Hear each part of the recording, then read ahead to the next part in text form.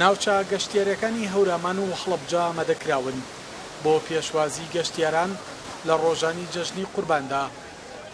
بەڕێوەبەرایەتی گشتی گەشت و گوزاری هەڵەبجەش ئاماژە بەوە دەکەن چەند تیمێک لە ناوچە گەشتیارەکان جێگیر دەکەن بۆ کاراسانی گەشتیاران.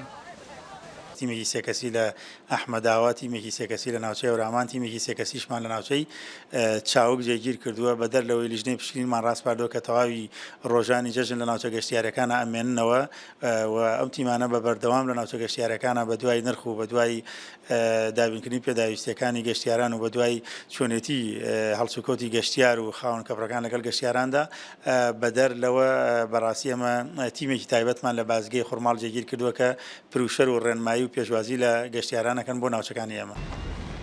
لە دەواازەی نێودەوڵەتی باشماخیش هەموو ئامادەکاریەک کراوە بۆ پێشوازی لە گەشتیاران و هاوکاریکردنی ئەو گەشتیارانش کە ڕوودەکەنە کۆماری ئیسلامی ئێران. ئامادەکاری تەواو دەکرێت لە سەر جەمنکە و بارەگاکاندا بۆ کاراسانیکردن بۆیان و بۆ ئەوەی هیچ گرفتێکی هاتوشیان بۆ دروست نەبێت.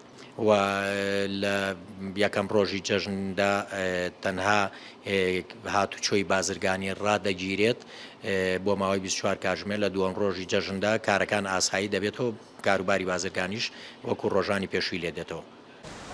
لە 6 مانگی سەرەتای ئەم ساڵدا 116,857 گەشتیار هاتوونەتە ناوچە گەشتیارەکانی پارێزگای هەڵەبجە. پێشبینیش دەکرێت بەهۆی بەرزبوونەوەی پلەی گەرما و فێنکی ناوچەی هەورامان گەشتیارێکی زۆری ناوخۆی هەرێم و ناوەڕاست و خوارەی عێراق لە ڕۆژانی جەژنی قورباندا سەردانی ناوچە گەشتیارەکانی هەورامان بکەن. سەلاح جەمیل، کورسات نیوز، هەڵەبجە.